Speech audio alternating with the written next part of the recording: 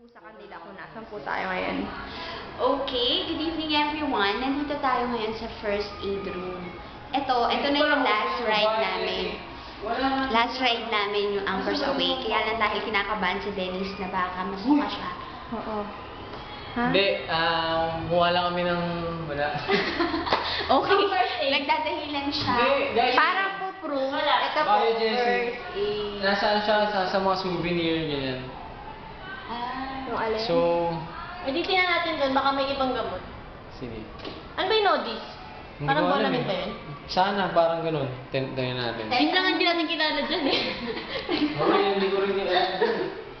Okay. Bibili po ka. Punta na kami dun sa mga Para po souvenir. kayo. Kasi based dyan sa nakalagay, nakapost. Yung first Since wala po, and everything, ayan, document, first aid, pumasok kami dyan.